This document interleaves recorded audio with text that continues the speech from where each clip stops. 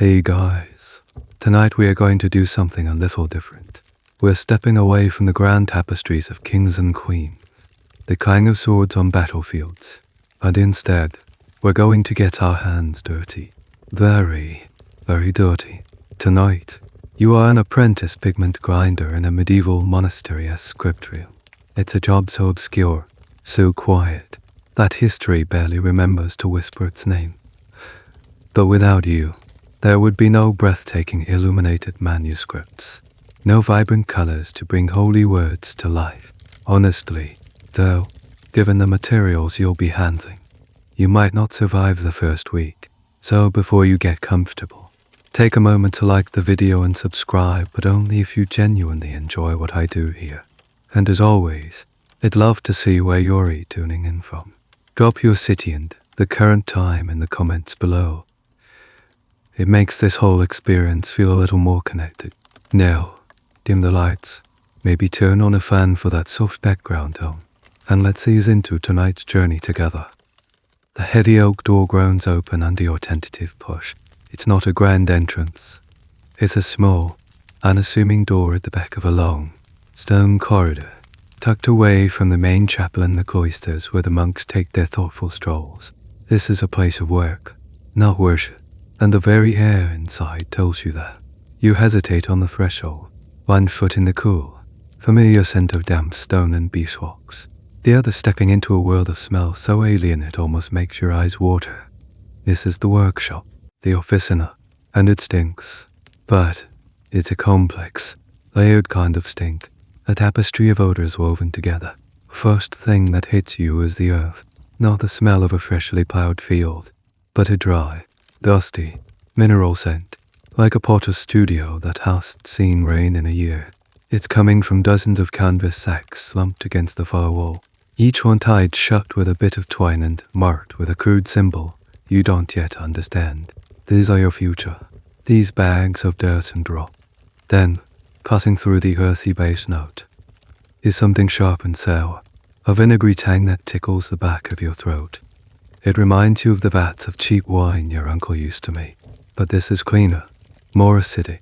You'll learn later that this is a crucial ingredient, a binder, a cleaning agent, a miracle liquid in this world of color.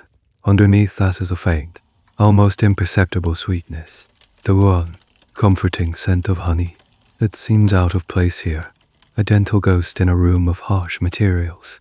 Why would there be honey in a place like this? It's a question for another day. But there's another smell, lurking in the shadows, and it's the one that truly makes you pause.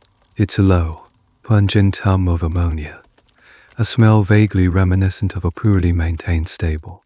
It's unpleasant, and it seems to emanate from a large, covered clay pot sitting in the darkest corner of the room. It feels like a secret, something you're really not supposed to be curious about yet. Little do you know, that pot holds the key to one of the most common, yet difficult, colors you'll ever have to create. You take a full step inside, and the door swings shut behind you with a soft click, plunging you into a slightly dimmer light. A single, high window, thick with grime, lets in a dusty column of afternoon sun. In that beam of light, a million tiny particles dance and swirl. They are the motes of your new life dust from rare earths, flakes of dried gums, and perhaps, as you'll later discover with a nervous cough, infinitesimally small flecks of toxic minerals. Historians today still argue fiercely about the exact recipes used in workshops like this one. Did they primarily use gum arabic from the acacia tree as a binder?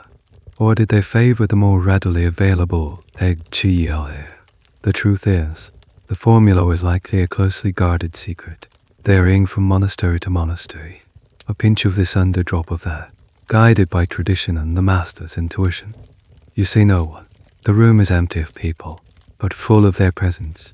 On a heavy wooden workbench sits a large, smooth slab of granite, slightly concave in the center from centuries of use. Beside it rests a stone muller, like a giant, smooth pestle, its handle worn dark and shiny from the grip of many hands. This is the heart of the workshop. This is where rock becomes rained out. Your eyes scan the shelves, crammed with jars, pots, animal bladders tied at the neck, and bundles of dried plants you can't name. It is a library of raw potential, a laboratory of alchemy, and for now, it is utterly, profoundly intimidating. You just stand there, in the quiet, breathing it all in, a humble apprentice on the verge of a quiet, meticulous, and utterly transformative craft. The silence in the workshop stretches on, thick with the motes of dust dancing in the sunbeam. It's broken by a dry cough from the corner you hadn't fully inspected. You flinch, turning to see a figure emerging from the shadows. He is older than you expected, stooped in a way that suggests years spent bent over a workbench rather than old age itself. His tunic is a mess of colorful stains, a walking ghost of every pigment that has ever passed through this room. He doesn't say hello. He doesn't introduce himself. He simply looks you up and down, his eyes lingering on your clean, soft hands for a moment longer than is comfortable. This is the master. He gestures with his chin towards a corner. "Down," he says. His voice is raspy, like stones grinding together. Then he points to a wooden bucket next to it. Bucket, and with that, your formal instruction is complete. You stand there for a second, confused. You came here to learn the vibrant art of color, to unlock the secrets of turning rock into rainbow. You did not come here to become a cleaner. The master seems to read your thoughts. He gives a small, humorless smile. The color begins with a clean floor. He grunts, before turning his back to you and beginning to sort through a pile of what looks like lumpy, grayish rocks on his bench. The message is clear: the workshop has its own rhythm, and you are starting at the most basic, foundational beat. You pick up the broom. The handle is rough, worn smooth in some places and splintery in others. It's heavier than you thought. You begin to sweep the stone floor, and your grand career in the art of illumination begins with a war on dust. But this is no ordinary dust. As you push the bristles across the floor, you start to see faint traces of color in the gray accumulation. A hint of rusty red here, a glimmer of earthy yellow there, and sometimes, if the light catches it just right, a speck of brilliant blue that seems to shine with a light of its own. You are sweeping away the ghosts of past projects, the microscopic remnants of priceless materials. The master, without looking up, speaks again. "Don't breathe it in. Some of the dust has a bite." That's all he says, but it's enough. You suddenly become very aware of the air you're rebreathing, trying to take shallow sips of it. What does he mean by a bite? Is it the sharpness of the ground minerals, or something more sinister? You'll later learn that some workshops would painstakingly collect this colorful floor dust. This mixture, known as FAX, could be bound with a cheap medium to create a sort of muddy, grayish minus brown paint, perfectly suitable for priming surfaces or for less important manuscripts. It was the hot dog of the pigment world, made of all the leftovers. Once the floor is as clean as you can manage, your next task awaits: the bucket, the well, then the rainwater barrel. 2 of each, the master commands. Again, without turning around, you pick up the heavy wooden buckets, your arms already aching slightly, and head back out into the monastery grounds. The trip to the well is a stark contrast to the enclosed, dusty world of the workshop. The air is fresh. You can hear the distant chanting of the monks, and the sun feels warm on your face. You lower the bucket into the dark, cold well, the rope scraping against the stone, and haul it back up, hand over hand. It's heavy, and the cold water slushes over the sides, soaking your tunic and your shoes. The journey back is a slow, careful shuffle, your muscles straining to keep the bucket steady. Spilling the water feels like a failure. Then you repeat the process at the large barrel at the corner of the building, which collects the softer rainwater, prized for certain delicate pigment preparations.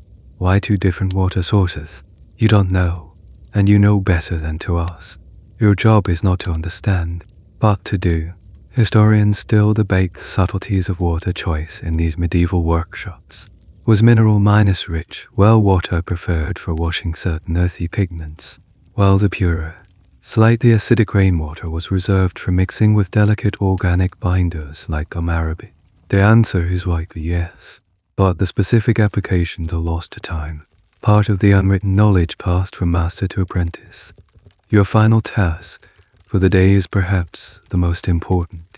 The master points you to a small hearth in the corner, where a bed of embers glows faintly. He hands you a small bellows and points to a stack of wood and a basket of charcoal. Your job is to tend the fire, not a roaring blaze, but a steady, consistent heat. This fire is essential. It's used to heat the glues and binders, to gently dry finished pigments, and to keep the damp chill of the stone building at bay, protecting the precious materials from moisture. You spend the rest of the afternoon carefully adding fuel, working the bellows, your face hot and your eyes stinging from the smoke.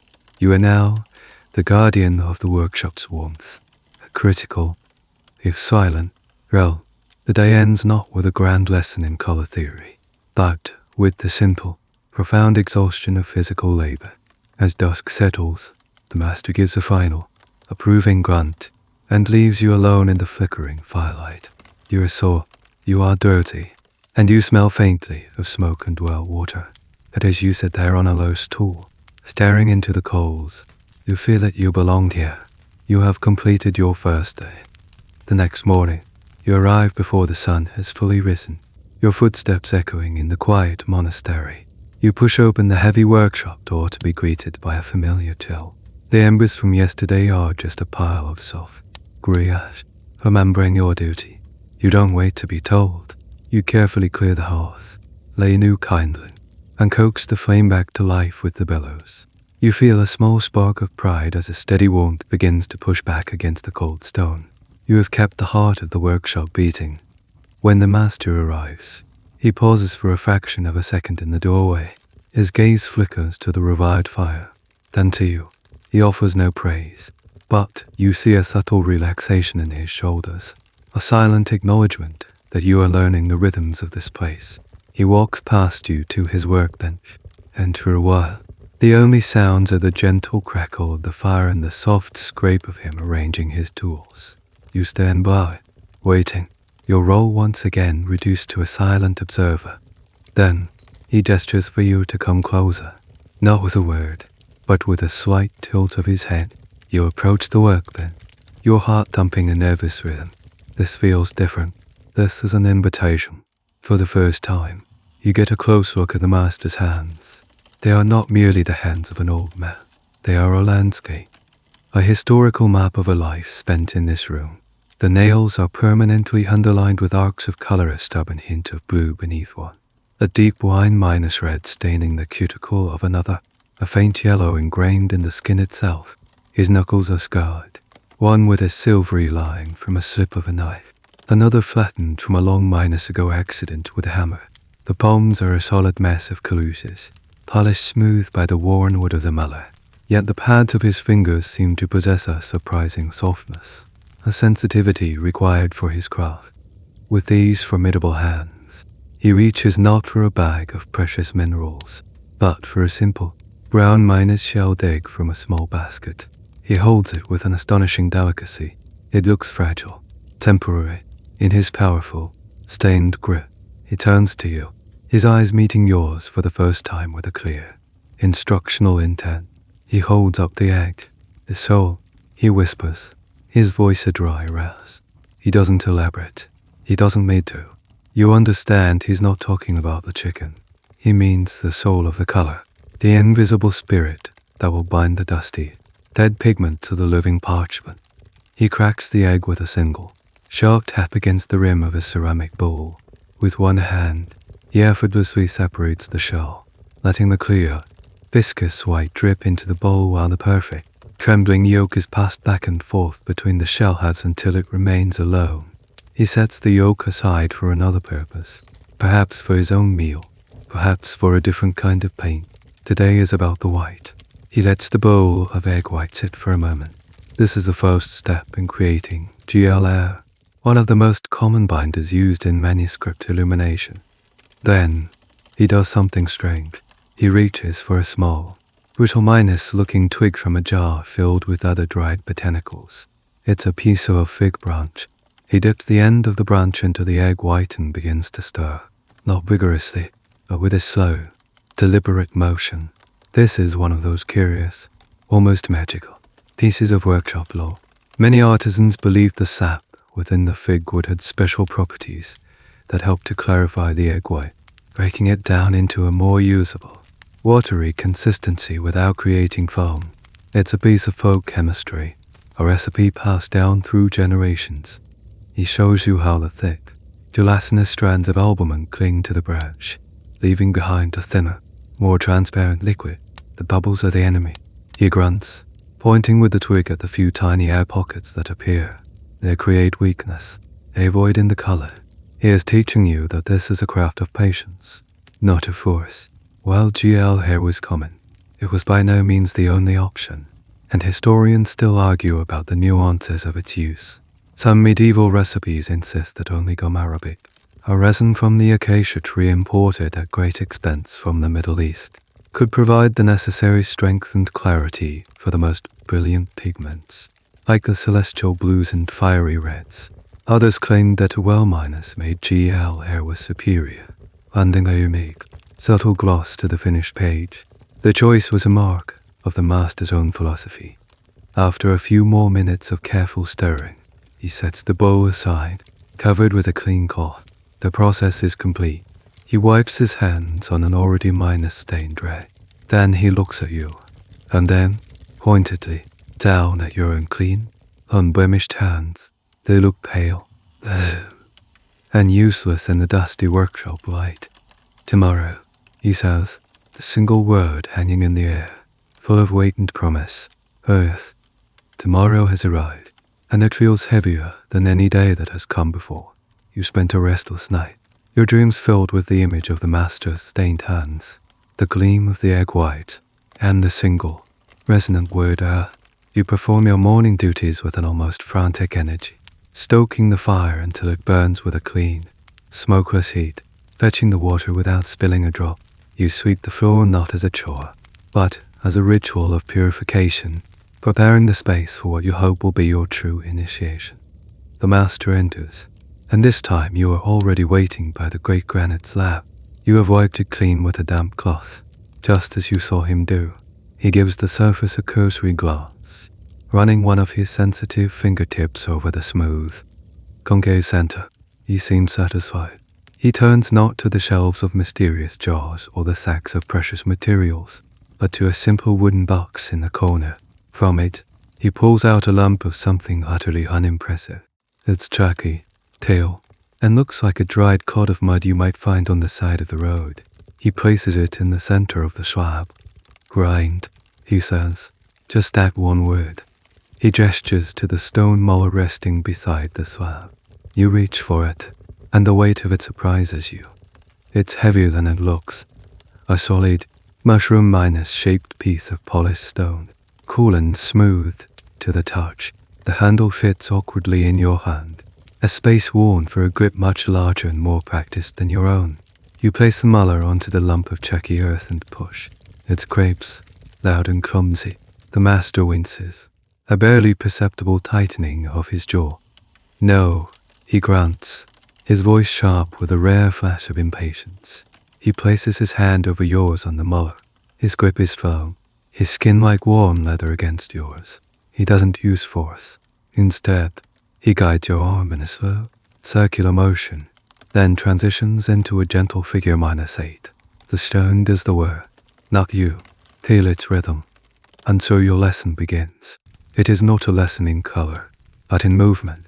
The grinding is a delicate dance. Push too hard, and you'll crack the larger chunks into smaller, but still useless, jagged pieces. Move too fast, and the fine powder will fly off the edges of the slab, wasting precious material.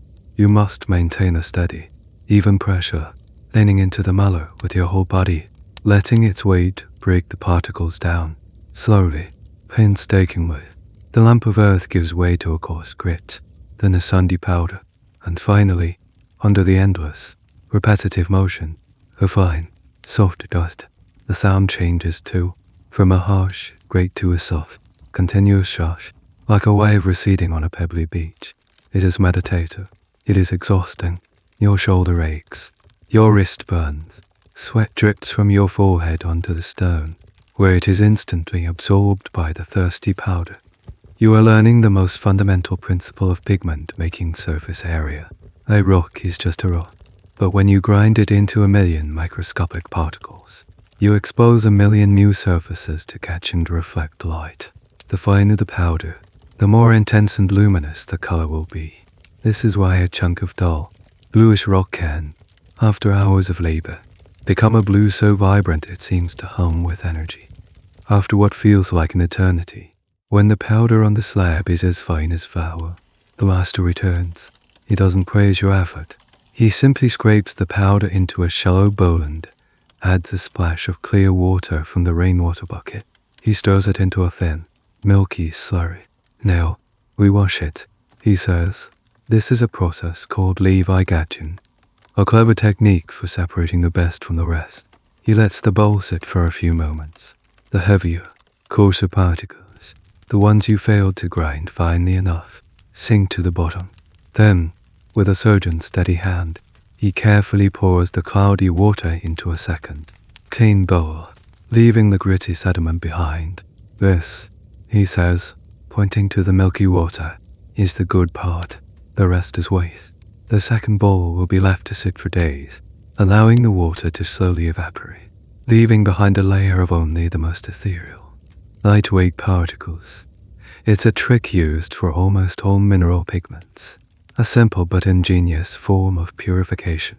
As you clean the slab, preparing it for another lump of checky earth, you think about the tools themselves. The granite slab and muller feel ancient, powerful, but you can't help but wonder if the stone itself taints the color. Does a grey granite slab leave microscopic grey specks in a pure white chalk? It's a question scholars still puzzle over. Some ancient texts hint at grinding on slabs of thick glass, or even polished marble for the most delicate white or yellow pigments, to avoid exactly this kind of contamination. But here, in this workshop, tradition is stone, and stone is what you will use. You have spent the entire day covered in a fine, pale dust, your muscles screaming in protest, to produce a small amount of what is essentially purified mud. It feels like a monumental amount of work for a spectacularly boring result. But, as the master leaves you to bank the fire for the night, you look at the bowl of milky water settling in the dust. You haven't made a dazzling color, not yet, but you have transformed something raw into something refined. You have learned the motion, the sound, the patience. You have learned the feel of the stone. You have turned earth into dust, and in that dust, you can finally see the faint glimmer of a dream. For the next several days, your world is a cycle of grinding. You are no longer the boy who arrived with clean hands and a head full of romantic notions. You are now a creature of dust and repetition. You have ground chalk until your dreams were filled with swirling white clouds. You have ground soft, greyish clays until the muscles in your shoulder and back have settled into a permanent. Dully, your hands are no longer your own. They are becoming tools, calloused and strong, learning to feel the subtle shift in texture when the powder is almost, but not quite, perfect. You are beginning to understand the master's silence. The work itself is the teacher, and its lessons are taught not in words, but in friction and fatigue. This morning, however, something is different. Instead of gesturing towards the box of pale, uninspiring earths, the master walks to one of the canvas sacks slumped against the wall. He unties the twine and scoops out a handful of what looks like reddish brown clay, studded with small, stone like nodules. He places a chunk of it on your now familiar granite slab. This is it, your first real color. It's not a brilliant sapphire or shimmering gold, but it is undeniably, defiantly, red. Ochre, the master says. The word itself sounds earthy, ancient, the blood of the earth, the first color of man. Hes not wrong. Ochre is one of humanity's oldest pigments. It has been found on the walls of prehistoric caves, daubed on ancient bones, a thread of red connecting you to the very dawn of all. You feel a new sense of purpose as you lift the heavy muller. You are not just grinding dirt anymore. You are participating in a ritual that is tens of thousands of years old. The process begins as before. The slow, circular dance of the muller, the figure -8 motion that has become second nature. But the ochre behaves differently from the chalk and clay. It's easier. Somehow, The powder seems to cling to the stone, and a fine, reddish dust coats your hands, your arms, staining the front of your tule. It gets everywhere, and unlike the pale dusts of previous days, this color announces its presence. As you work, the master watches you more closely. He occasionally stops you, taking a pinch of the powder between his thumb and forefinger, rubbing it, feeling its texture, finer, he'll grunt, and you return to the hypnotic rhythm of the grind. After what feels like hours, when the powder is a uniform, velvety cloud of red on the slab, he deems it ready. The washing, or levigating, process is next, but he introduces a new step. After pouring the finest, reddest water into the settling bowl, he takes a small chip of the raw ochre and holds it in a pair of iron tongs. He carefully places it into the glowing embers of the hearth. You watch, mesmerized, as the magic happens. The heat begins to work on the stone. The dull, earthy red begins to deepen. It glows a faint orange, then a cherry red, and as he pulls it from the fire, it has transformed. The color is now a deeper, richer, more purplish minus brown. He has cooked it. This is a simple form of calcination, using heat to alter the chemical composition of the iron oxides within the clay. It's a trick as old as the Heures, a way to create a whole new palette of colors from a single raw material. A cool red becomes a warm one. A brownish minus yellow can be roasted into a fiery orange. It is alchemy with fire and dirt. The master places the hot, transformed piece on a cool stone to the side. This is another voice of the same color, he explains. A rare moment of poetry from the gruff old man. You are learning that a pigment is not one single thing. It is a spectrum of possibilities. He then directs your attention to the bowl of refined, washed ochre, which is now settling. This reed is honest, he says. It will not fade. It will not betray the artist. He is teaching you about permanence, unlike some of the brilliant but fleeting colors you will later learn to make from flowers or berries. Mineral pigments like ochre are light-fast. The red you are preparing today will look just as vibrant on the page in 500 years as it does at this moment. It is a stable, reliable friend to the illuminator. But even this honest color has its secrets. While your master sources his ochre from a local clay pit, the most prized varieties were imported from specific locations. The Cennino of the ancient world, a deep, rich red ochre, was famously sourced from the city of Sinope on the Black Sea, and its quality was legendary. Historians and geologists still debate whether the unique brilliance of certain historical ochres was due to a specific, unique mineral composition found only in one place, or if it was the result of a jealously guarded, secret preparation technique, perhaps a unique method of roasting or washing the pigment. The answer, as with so many things in this workshop, is probably a bit of both. As the day ends, you clean your station, but the red dust remains, a faint stain in the creases of your skin, a shadow under your fingernails. You look at your hands, and for the first time, you see a faint echo of the master's. They are the hands of a pigment grinder. You have made your first color. It wasn't glorious, it wasn't divine, but it was real. It was the color of earth, of fire, and of human history. And as you bank the fire for the night, you feel a deep, quiet satisfaction. You are no longer just a boy with a broom. You are a maker. You have grown accustomed to the dim light and the dry, mineral taste of the air in the workshop. The granite slab is your world. The gentle shush of the muller its only music. You feel a sense of ownership over the reds and browns you have learned to coax from the earth. But today, the master does not lead you to the sacks of clay or the boxes of rock. He walks straight past the workbench, past the hearth, and opens the heavy oak door, gesturing for you to follow him out into the bright morning sun. The sudden light makes you blink, and the air feels shockingly fresh. It's sweet with the scent of damp earth, blooming flowers, and the drone of happy bees. He leads you along a narrow, trodden path to a part of the monastery grounds you hadn't noticed before the dyer's garden. It's not a beautiful, ornamental garden like the one in the main cloister. This is a working plot of land, organized and neat, practical rows of what look, to your untrained eye, like common weeds. The master stops before a patch of tall, spindly plants with long, thin leaves and unremarkable minus-looking spikes of greenish-yellow flowers. It is Dyer's rocket, or weld. It seems so plain, so humble, compared to the dramatic potential hidden inside a lump of stone. Not all color is sleeping in the earth, the master says, his voice softer out here in the open air. Some of it is awake, breathing. He hands you a small, curved sickle and instructs you to cut the stalks, leaves, flowers and all. As you work, the sharp, green smell of the cut plants fills the air. It's a living scent, so different from the ancient dust of the workshop. You gather a large armful. The stalks cool and slightly damp against your skin. Back inside the workshop, the familiar smells of dust and minerals feel foreign after your brief escape into the world of green and growing things. The master directs you to a large iron pot suspended over the hearth. You fill it with rainwater and stuff the weld stalks inside, pushing them down until they are submerged. The process that follows feels more like cooking than pigment making. You tend the fire carefully, bringing the water to a slow, steady simmer, but never a boil.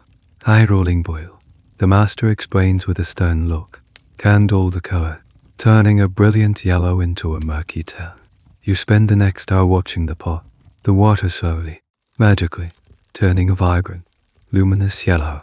You have made a dye, but a dye is not a pigment. You cannot paint with this colored water. It would simply soak into the parchment and fade into a faint, ugly stain.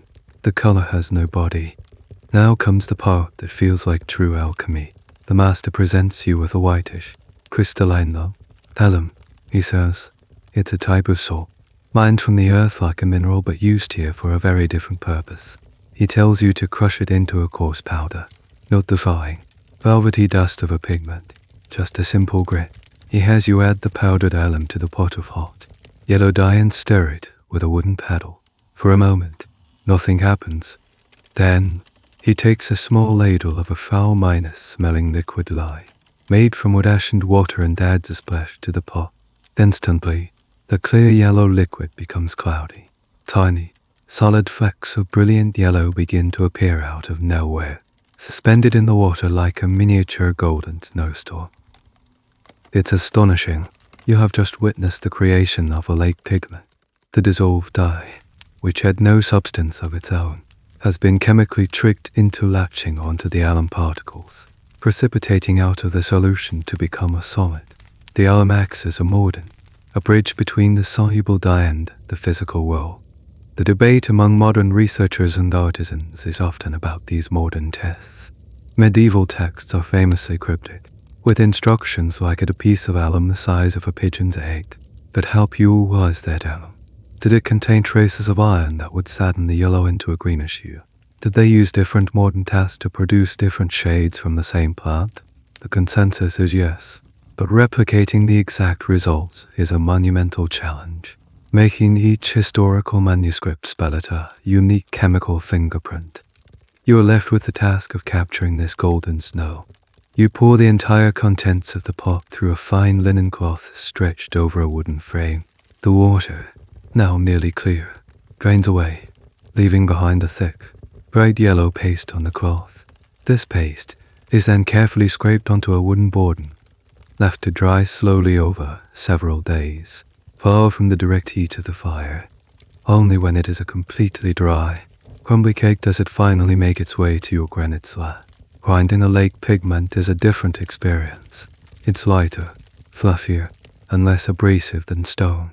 The shooting sound is softer, the effort less taxing on your muscles. But the result is a yellow so pure and cheerful it seems to contain the sunlight of the morning it was picked. It's a happy color, but the master reminds you of its nature. This one is beautiful, but vain, he says. The sun that gave it life can also be its death. Unlike the steadfast, loyal oak, this yellow is fugitive. Exposed to too much light, it will slowly fade over the centuries, a ghost of its former self. You have learned a new secret of colorsome shell, while others are destined to become a whisper. The cheerful, sunny yellow you created from the dyer's weld has been drying for days, becoming a hard, crumbly cake that radiates warmth even in the dim workshop. You've grown fond of its bright presence, But a certain corner of the room, and a certain lingering smell, still holds a mystery. It's that pungent, sharp tang of ammonia you noticed on your very first day, emanating from the large, covered clay pot that sits in the shadows like a brooding secret. You have dutifully swept around it, tended the fire near it, and tried your best to ignore the unpleasant odor. Today, the ignoring stops. The master walks directly to it. He doesn't hold his nose. He seems completely indifferent to the smell that makes your eyes water from across the room. He lifts the heavy clay lid, and a wave of odor washes over you, so potent it feels like a physical blow. It's the smell of a stable that hasn't been mucked out in a year, sharp and stinging. Today, he says, his voice utterly flat, we make glue. He gestures for you to bring over a large basket filled with wilted, slightly slimy minus-looking green leaves. These are the leaves of the Woad plant, harvested days ago and left to wilt in the sun. They look even more unremarkable than the weld did, like discarded cabbage. There is no hint of the celestial color locked inside them. You carry the basket over, trying to breathe through your mouth. Inside the now uncovered pot is a sloshing, yellowish brown liquid that smells, frankly, disgusting. This, you realize with a jolt, is where the master has been emptying the monastery's chamber pots. Your task is stomach churning. You must take handfuls of the wilted Woad leaves and crush them, bruising them thoroughly, before dropping them into the pot of stale urine. The master explains that the color in Woad is shy. It needs to be coaxed out by fermentation, and this process requires two things wanted an alkaline environment. The stale urine, rich in ammonia, provides the perfect foul-smelling catalyst. As you work, your hands are slimy with bruised leaves unsplashed with the pungent liquid. You feel a million miles away from the noble art of illuminating God's word. You are in the mud. This is the infamous Woad vat, a process so notoriously smelly that in many towns, Woad dyers were forced to set up their businesses downwind and outside the city walls. While the use of urine was common due to its ready availability, historians still argue whether more professional workshops, especially those in the monastic setting, might have favored other alkalis like potash, derived from carefully burned wood ash. The recipes are often vague, a testament to a craft learned by doing, not by reading. Perhaps the choice depended entirely on what was available, and nothing was more readily available than this. Once all the leaves are submerged, the master replaces the lid. The pot is moved closer to the hearth, not to cook, but to maintain a gentle, constant warmth, like a foul-smelling egg being incubated. And then you wait. For 3 days, your job is to do nothing but ensure the fire never goes out, keeping the demonic brew at a steady temperature. The workshop's atmosphere grows thicker, the ammonia tang more pronounced. On the 3rd morning, the master declares it ready, the moment of truth. He removes the lid. You peer inside, your stomach clenching, expecting to see a pool of brilliant blue, but you are met with disappointment. The liquid is a murky, unappealing yellow-green sludge. The leaves have decomposed into a slimy mess at the bottom. It looks like pond scum. It smells worse than ever. Is it ruined? You ask, your voice betraying your dismay. The master shakes his head. He hands you a long wooden paddle with several holes drilled in it. The color is not dead, he says. It is merely sleeping. Now, wake it up. It needs air. He instructs you to plunge the paddle into the vat and beat the water, churning it, splashing it, introducing as much air as possible. You hesitate, then begin. You lift the paddle and slam it down, again and again. The sludgy liquid froths and churns. And then, you see it, the magic, where the air hits the surface of the yellow-green liquid. It flashes a deep, impossible blue before sinking back into the murk. You beat the water faster, with a frantic energy. The flashes of blue become more frequent, larger. Slowly, miraculously, the entire vat begins to transform. The sludgy yellow-green darkens, turning a murky blue, then a teal, and finally, a deep, dark, mesmerizing indigo. You have witnessed the miracle of oxidation. The color molecule, invisible and soluble in the oxygen minus deprived fat, grabs onto the air you've beaten into it and transforms into its insoluble, intensely colored blue form. The process isn't over. The blue is now visible, but it must be captured, just as with the Woad. An alkali is added to make the pigment particles clump together and fall to the bottom. The now minus clear water is drained off, revealing a thick, dark blue paste at the bottom of the pot. This is the raw pigment. It will be washed, dried into a cake, and then, and only then, will it be ready for the grinding slab. You stare at the dark, sludgy cake, a trophy from your battle with the stink. It's not the bright, sky blue you might have imagined, but a deep, muddy, powerful color, the color of a midnight sky. It was hard -1, and all the more precious for it. The cake of Woad pigment has been sitting on a dry shelf for a week, hardened unassuming. It looks like a lump of dark, bluish slate. The foul memory of its creation has thankfully faded, leaving only the workshop's usual dusty, mineral scent. Today is the day it finally meets the grinding slab. As you begin the familiar, meditative work, a fine, surprisingly vibrant blue dust begins to bloom on the granite. It's a quiet, satisfying color, the color of twilight. The rhythmic shush of the muller is the only sound, a gentle metronome for the slow passage of time in your quiet world. Suddenly, a sound cuts through the rhythm, a frantic, bird-like tapping on the oak door. It's not the heavy, deliberate knock of a carter delivering supplies, nor the slow, shuffling entrance of the master. It's a quick, nervous sound, full of an energy that feels alien in this space. You pause, muller in hand. The master looks up from the jar he was cleaning, his expression unreadable but attentive. He nods his head once, giving you permission to answer. You wipe your blue-stained hands on your tunic, a futile gesture, and pull the heavy door inward. Standing in the brighter light of the corridor is a young monk, a novice monk no older than yourself. But he is a ghost from another world. His robe is clean, a spotless black against the grey stone. His face is pale, his eyes wide and anxious. Most strikingly, his hands are pristine, except for one detail, a dark, permanent stain on the side of his right middle finger, the indelible mark of a man who holds a pen all day. He is a scribe. He flinches at the sight of you, a dusty, color-minus street creature emerging from the dim workshop. His eyes dart past you, searching for the master. He seems reluctant to even cross the threshold, as if the very air in your workshop might soil his clean cut. "Brother Thomas," he says, his voice a rushed whisper, directed at the master. "Forgive the intrude. The abbot. He needs the psalms for matins finished by dawn. My ink has run dry." The pressure he speaks of is a foreign concept to you. Your work is slow, dictated by the seasons, by the time it takes for a pigment to dry or a vat to ferment. Your deadlines are measured in weeks, not hours. But this scribe, he lives by the bell, by the schedule of prayer, by the urgent need for a finished pay. For the first time, you feel the connection between your slow, deliberate craft and his hurried, precise one. The two workshops, the noisy, smelly officina and the silent, studious scriptorium, are two parts of a single machine, and right now, one of the gears has seized. The master shows no sign of haste. He slowly wipes his hands and walks over to a dark corner of the room, to a set of shelves you've largely ignored.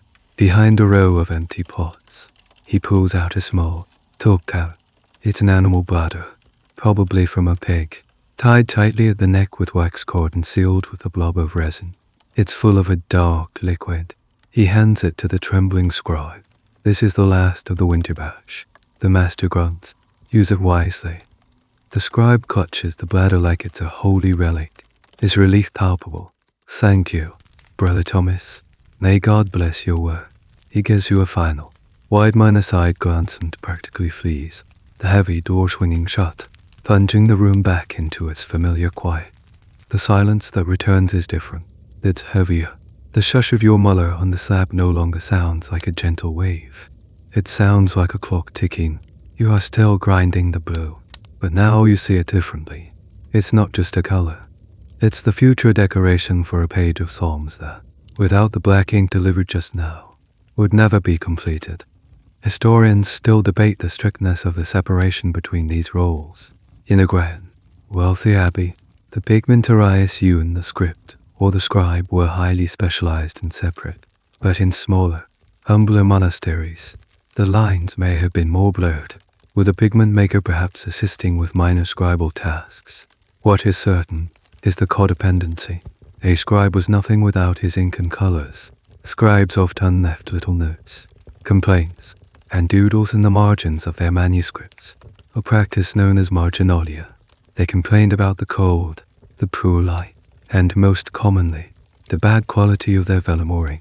The ink is bad, the parchment is hairy, the day is dark. One anonymous medieval scribe famously lamented. That desperate knock on your door was the prelude to just such a complaint. You finish grinding the blue pigment. You scrape the beautiful, twilight minus-colored powder into a clean clamshell, the standard container for a finished color. You look down at your hands, coated in the fine blue dust. You think of the scribe's hand, with its single, dark line of ink. Your stains come from grinding the potential, is come from giving it a voice. For the first time, you understand that the quiet of your workshop is not an ending. It is the silent, vital beginning of someone else's frantic race against the dawn. The scribe's urgent visit has left a lingering impression on you. You've started to see the powders and cakes of color on the shelves not just as materials, but as future words and images. The deep, moody blue from the Woad that sits in its clamshell, waiting for its moment on a page. The honest, earthy red of the ochre seems to glow with a quiet confidence. You feel a new sense of pride, a connection to the finished product you've never truly felt before. This feeling, however, is about to be complicated. This morning, the master leads you to a locked wooden chest you've never seen him open. He turns a large, iron key, and the lid creaks open, releasing a faint, sharp, almost garlicky smell. Inside, nestled in soft wool, are several lumps of a startlingly beautiful mineral. They are a brilliant, sunny yellow, but with a strange, almost oily luster that seems to drink the light. They are heavier than they look, and they glitter with an internal fire. This is Orpiment. Today, we work with the sun's shadow, the master says, his voice slow and serious. He uses a pair of iron tongs to lift a piece from the chest, never letting it touch his skin. He places it on the granite swell. This one is beautiful, but it is a liar, and it carries a bite. You remember him using that phrase before, a bite, to describe the dust on the floor. Now, you understand. You've heard whispers about this substance, rumors exchanged between the older monks. Orpiment is a mineral of arsenic sulfide. It is poison. Your training suddenly takes on a new, sober dimension.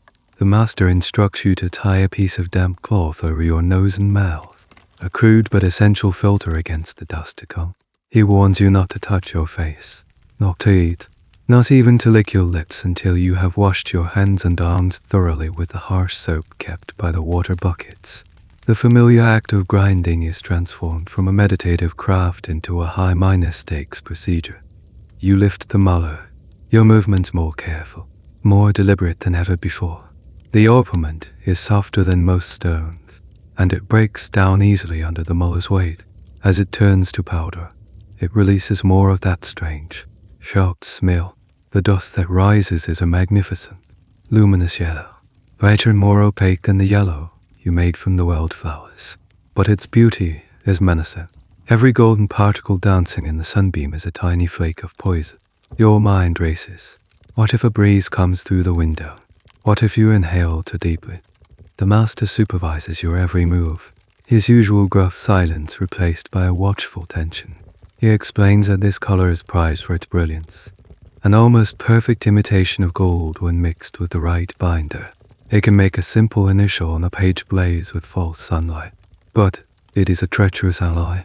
It is vain, he says, scraping the finished powder carefully into a dedicated pot, one marked with a skull-like symbol. It does not like to be mixed. It will fight with other colors. HES, speaking of a chemical reality, The sulfur in the orpiment can react violently with lead minus or copper minus based pigments, turning a beautiful passage of illumination into a blackened, corroded mess over time. A careless artist could find their work destroying itself from the inside out. The use of toxic materials like Orpiment and its angria, orange minus red cousin, real Gall, is a source of continuous study and debate. How aware were these medieval artisans of the long minus term dangers? The immediate effects of arsenic poisoning, nausea, stomach pains would have been obvious, but did they connect the craft to chronic illnesses, to the painter's colic that afflicted so many artists? Some evidence suggests they did. Certain monastic orders specifically forbade the use of orpiment, favoring the safer, if less brilliant, yellow ochre or weld.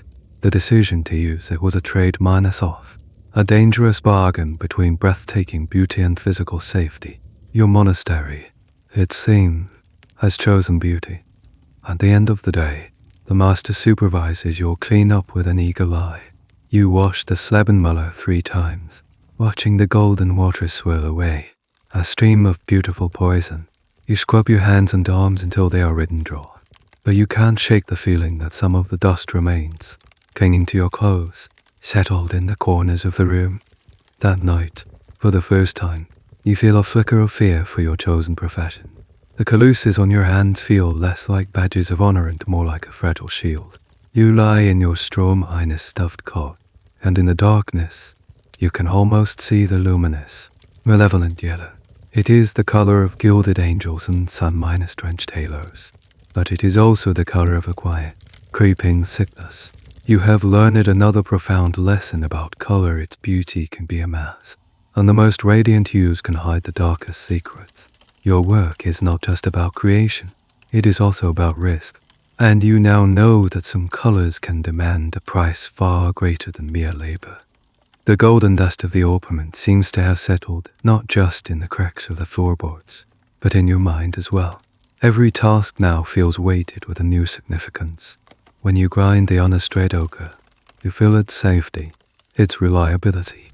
When you catch a whiff of ammonia from the corner, you remember the hard -1, murky blue. And when your eyes fall upon the locked chest that holds the arsenic minus laced yellow, a chill runs through you. You are a keeper of secrets, a handler of beautiful poisons. The work feels more profound, but also more lonely. You are disconnected from the final purpose of these vibrant dusts. You are the beginning of the story, but you never get to read the end. Perhaps the master sees this change in you. Perhaps it is simply the next prescribed step in your long, silent education. One afternoon, after you have finished grinding a cake of green pigment made from the mineral malachite, he doesn't dismiss you to your evening duty of tending the fire. He simply wipes his hands, gestures to the door, and says, "Come." You follow him out of the workshop, your familiar haven of smells and textures. He leads you not towards the gardens or the well, but back into the main body of the monastery. You walk through the cold, echoing cloisters, your dusty work boots seeming scandalously loud on the polished flagstones. He leads you up a winding stone staircase, a route you have never taken, to the second floor of a building that overlooks the central courtyard. The quality of the light changes up here. It's brighter, clearer, the windows are larger, less grimy. The air smells different, too. Gone is the sharp, chemical tang of your workshop. Here, the air is still and smells of old wood, beeswax, and something else, a faint, dry, almost buttery scent you can't quite place.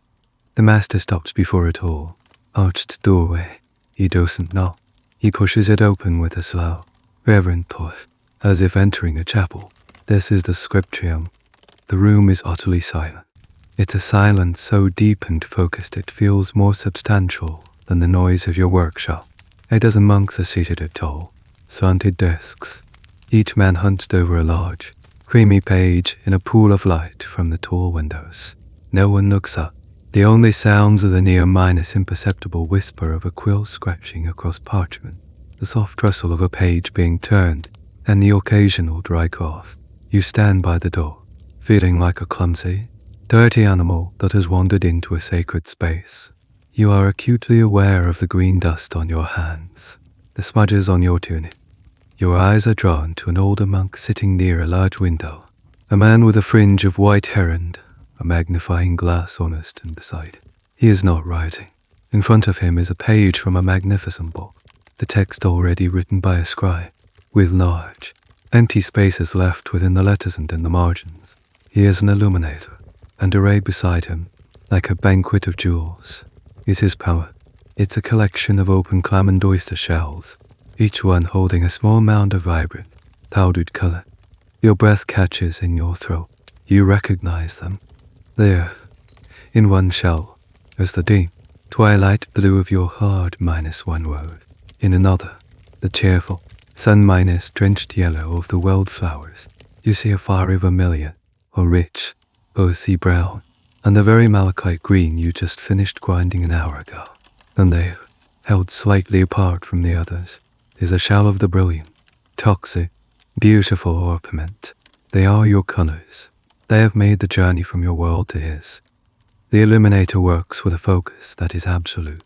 He dips the tip of a tiny brush into a small pot of Gall, ere the very egg-white binder you watch the master prepare then into the shell of green powder.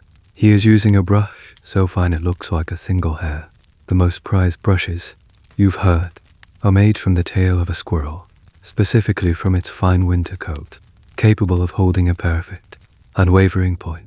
With a hand that does not tremble, he leans over the page and applies the color to a tiny, curling vine in the border of a great letter P. The transformation is instantaneous. What was a dry, dead powder on your slab becomes a stroke of living, liquid light on the page. It has a body, a soul. It catches the light from the window and gleams with a life you could not have imagined. He is not just coloring. He is building a garden of light on the page. The exact relationship between the pigment maker and the illuminator is a subject of much scholarly debate. Did the illuminator visit the workshop to demand a specific shade? Brother Thomas, I need a green with more yellow in it today for the fields of Galilee. Or did you, the grinder, simply produce the standard palette of colors, delivering them like a milkman delivering bottles? Seeing this intense, solitary focus, you suspect the latter is closer to the truth. His art is here, at the tip of this brush. Your art is in the dust, in the promise of that color. You watch for what feels like an hour as he switches from green to red, cleaning his brush in a small pot of water, giving shape and life to the scribe's empty spaces. He has brought your work to its glorious conclusion. The fear and doubt you felt about the poisonous yellow recede. You see how he uses it, a tiny, brilliant touch in the center of a flower, a single ray of light from a divine sky. It is dangerous, yes, but here, in his hands, its beauty is redeemed. It serves a purpose greater than its own malevolence. The master touches your elbow, and you quietly back out of the room, pulling the door shut, leaving the sacred silence undisturbed. As you walk back down the stairs and through the cloisters, the world seems different. The workshop, when you return to it, no longer feels like a lonely outpost. It is the engine room of that silent, holy place. You are not just grinding rocks. You are preparing the very substance of beauty, bottling sunlight, and capturing the sky in a shell for another man to release. Your visit to the scriptorium has lit a fire in you. The aches in your shoulders, the grit under your fingernails, the endless, repetitive motion of the maw, it all has a new meaning. You are not just a laborer. You are a vital, if invisible, partner in an act of creation. This renewed sense of purpose makes the work lighter, the days shorter. But your craft is not practiced in a vacuum. It is subject to the winds of the world outside your workshop door. And your most persistent and frustrating enemy is not a stubborn mineral or a toxic dust, but something far more elemental, the weather. A week of relentless, dreary rain begins. It is a classic late autumn downpour, a fine, soaking mist that turns the monastery grounds into a muddy quagmire and shrouds the stone buildings in a permanent damp gloom. The air grows heavy and cold. Water weeps down the inside of the workshop walls, and a faint, musty smell of mildew begins to creep out from the corners, overpowering the usual mineral scents. This is not just an inconvenience. It is a curse. The master becomes even more taciturn and irritable than usual. He paces the small space, his eyes constantly scanning the shelves, the drying racks, the very air itself. The damp is a relentless thief. It steals heat, it ruins materials, and it invites decay. Your first duty of the day is no longer just to stoke the fire, but to build it into a roaring, hungry blaze. A desperate act of defiance against the oppressive humidity. The workshop, usually dim and cool, becomes a sweltering, steamy cave, the heat barely keeping the insidious chill at bay. You learn that moisture is the enemy of almost every stage of your process. Pigment cakes that should be dry and crumbly remain stubbornly soft and tacky. The master points to a tray of beautiful yellow lake pigment, the one you made from the wildflowers, now showing the faint, spider-bare-like bloom of mold across its surface. It is ruined. The organic binders in its composition have become a feast for the invisible spores that thrive in the damp air. The damp devours the sun, he mutters, scraping the entire batch into a waste bucket with a grimace of disgust. Even the inorganic mineral pigments are not safe. While the colors themselves don't rot, the binders you mix them with do. The master shows you a pot of prepared green paint, mixed with a Gall layer. A skin of cloudy mold has formed on top, and the paint underneath has a sour, unpleasant smell. It is unusable. Any attempt to paint with it would introduce mold spores directly onto the pristine vellum, a creeping disease that could slowly consume the page over the years. This struggle against humidity is a constant theme in historical artists' manuals.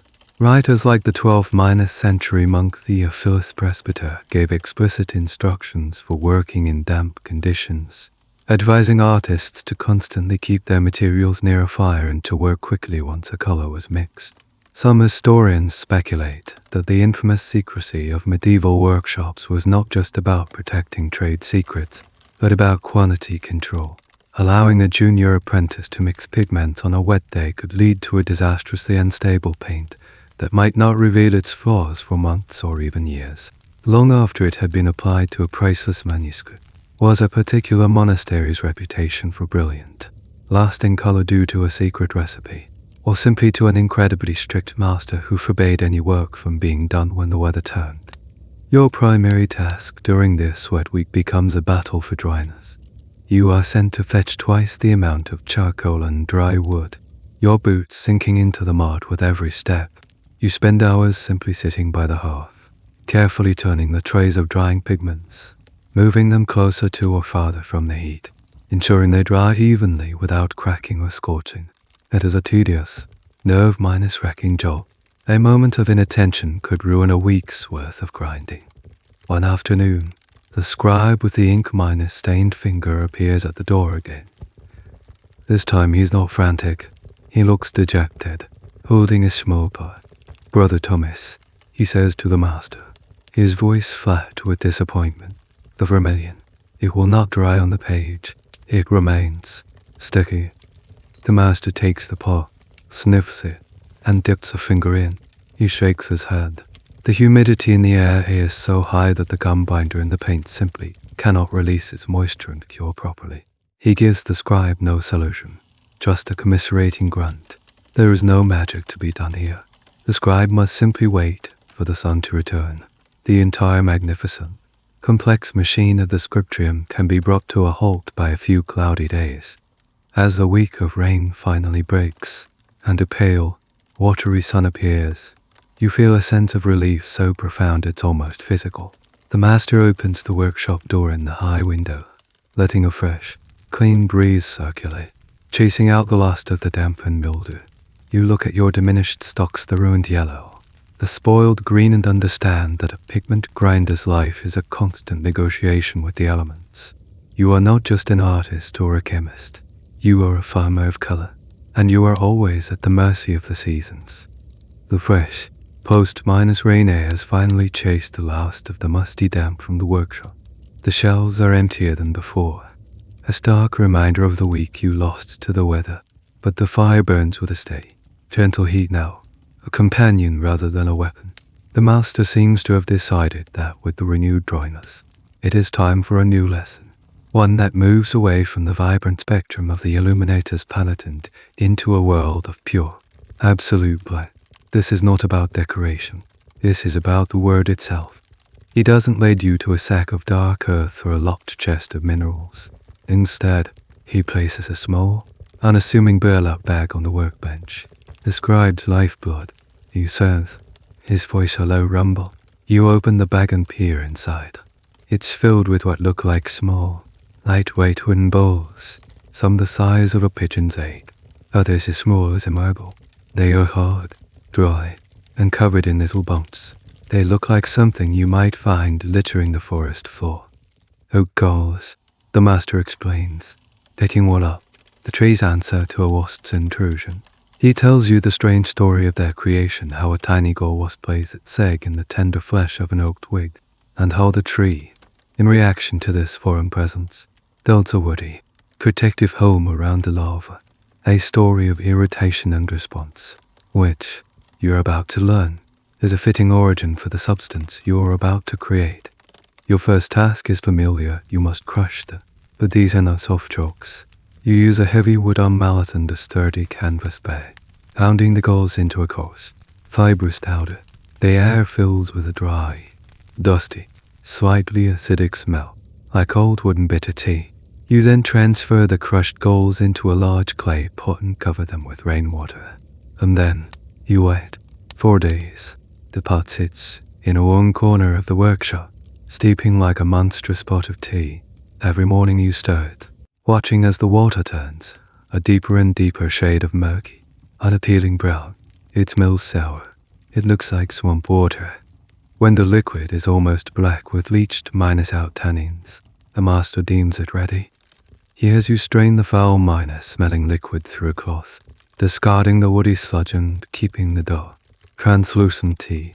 This is the heart of the ink, but the magic has not yet happened. Now the master brings out a small stone jar. Inside are dull, greenish crystals that look like a strange kind of salt. Vitriol, he says. Green vitriol, or copperas, is a type of iron sulfate, a byproduct of certain mining operations. It is the second and most crucial actor in this chemical play. He measures out a careful scoop of the crystals and hands them to you. Slowly, he warns. You pour the green crystals into the pot of brown liquid. For a second, nothing happens.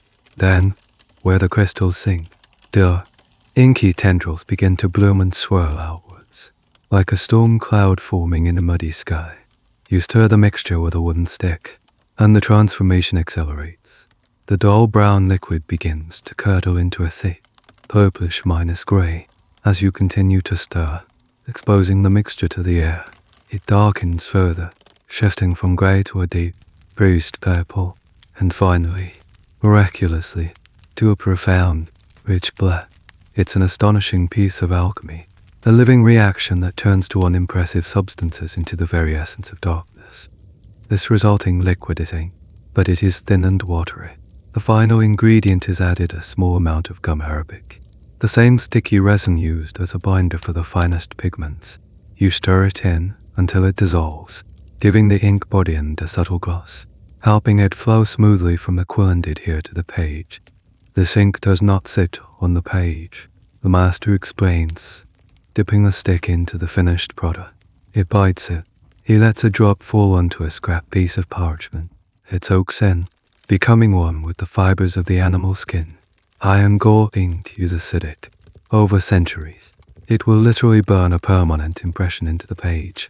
This is its strength and its weakness. A well-made ink is permanent, indelible. A poorly made one, with too much acid, can eventually eat straight through the parchment, leaving a lace-like pattern where words once were a phantom text. Historians and conservators today grapple with this legacy, as countless manuscripts are slowly consuming themselves from within. There is, as always, debate. The fundamental recipe was known throughout Christendom and the Islamic world, but the subtleties were fiercely guarded. Did the best ink makers use wine or beer instead of water? The alcohol preventing the growth of mold? Did they let the ink age for weeks, or even months, in a sealed container to mature? Some recipes call for the addition of things like pomegranate rinds, or soot to deepen the color. The exact recipe for the perfect, permanent, non-corrosive black ink was one of the most valuable secrets a monastery could possess. You look at the pot of dark, potent liquid. You think of the scribe, with his hurried knock and his perpetually stained finger. Now you understand. The black on his hand is not just a color. It is the residue of this chemical miracle, a permanent mark left by an ink that bites. You have spent your apprenticeship creating the colors that adorn the word, but today you have made the word itself. The pot of iron Gall ink sits in the corner like a container of captured night, its chemical transformation complete. You felt a subtle shift in the master's demeanor since you successfully brewed it. There is a new level of trust in his gaze, an unspoken acknowledgement that you are capable of more than just brute labor. You have handled the mundane, the fugitive, the toxic, and the essential. You feel you are ready for whatever comes next. You are about to be tested. One morning, after the fire is burning steadily in the workshop, is prepared for the day. The master doesn't go to the sacks of earth or the shelves of dried plants. He walks to the locked wooden chest, the one that holds the poisonous Orpiment, but he doesn't stop there.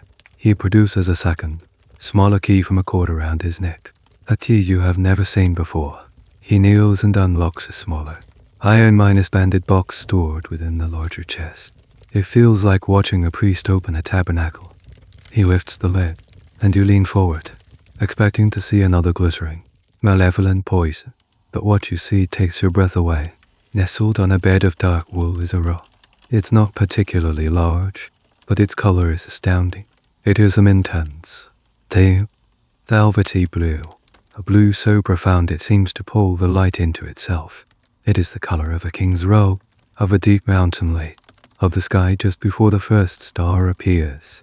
Running through the blue are delicate, swirling veins of a vibrant green, the color of malachite. It looks like a piece of the earth holding a piece of the sky. Azurite, the master says, and the name itself sounds expensive. Mountain blue, for a stone this size. A good man might have to pledge a year of his wages. Some call a king's ransom in a stone.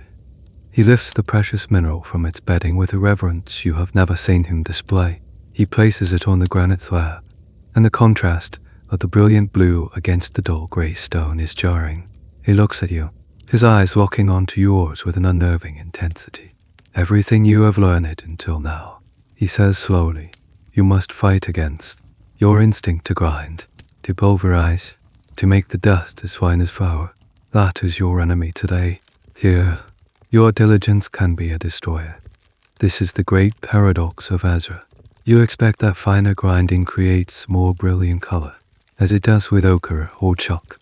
But Azra defies this logic. Its magnificent blue color is dependent on the size of its crystals.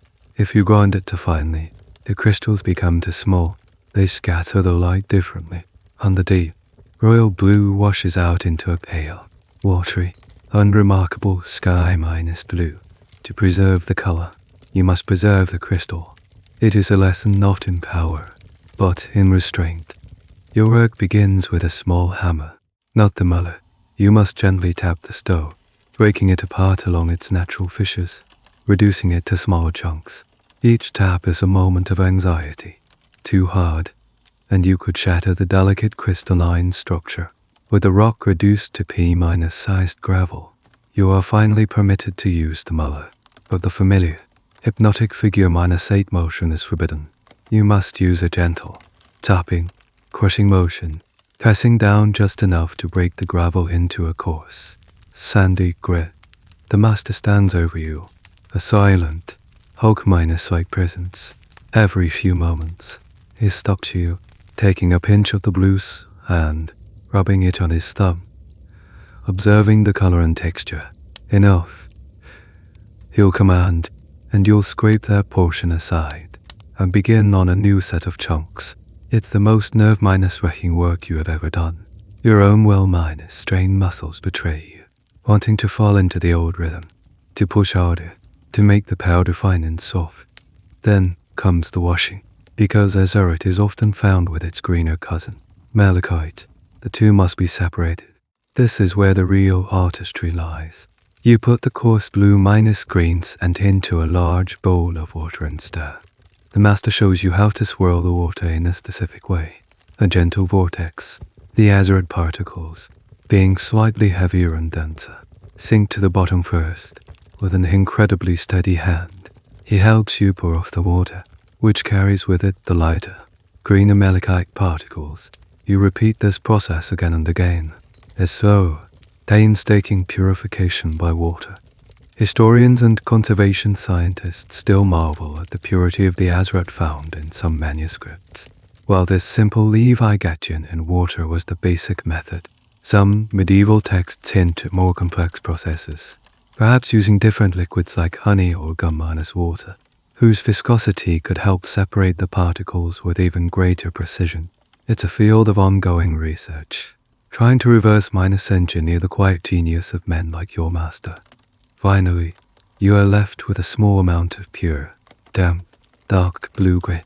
This is the precious heart of the stone. It undergoes one last, almost ceremonial grinding. It is barely a grind at all, more of a polishing. Just enough to create a consistent particle size without destroying the color. You scrape the finished product into a clean shell. It is a pitifully small mound for such a large rock and a full day of stressful labor. But the color is breathtaking. It is deep, vibrant, and alive. The master takes the shell, tilts it in the light, and gives a single, sharp nod. It is the highest praise he has ever given you. You have not just created a pigment, you have successfully protected it from your own skill. The deep, satisfying blue of the azurite sits in its clamshell on the high shelf, a silent testament to your newfound skill in careful destruction. You feel as though you've mastered the earth beneath your feet.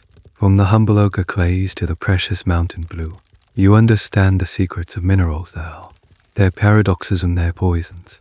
But the world is larger than the grounds of this monastery, larger even than the distant mountains where the azurite was mined. There are colors that arrive not from the earth, but from journeys you can barely imagine.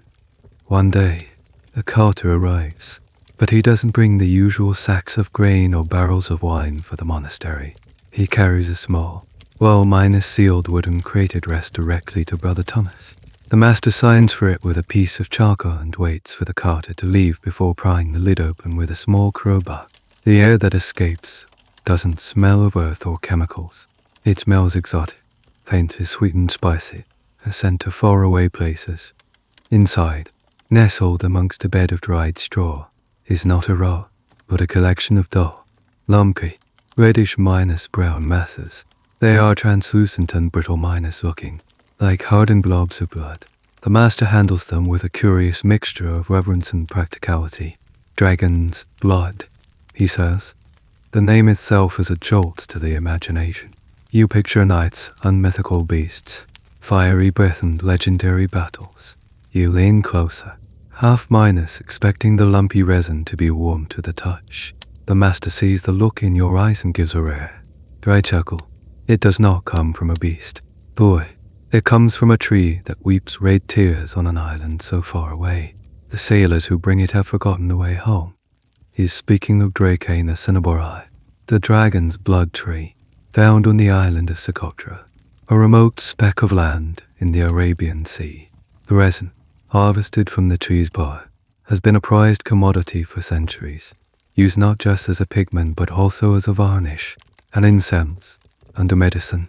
Its journey to your damp, grey monastery is a story in itself, carried by How across the sea to the Arabian mainland, then by camel caravan along treacherous trade routes, passing through the hands of a dozen merchants in the bustling markets of Alexandria or Venice, before finally being shipped north, a tiny piece of a distant, sun-scorched world arriving in your cool, northern European workshop.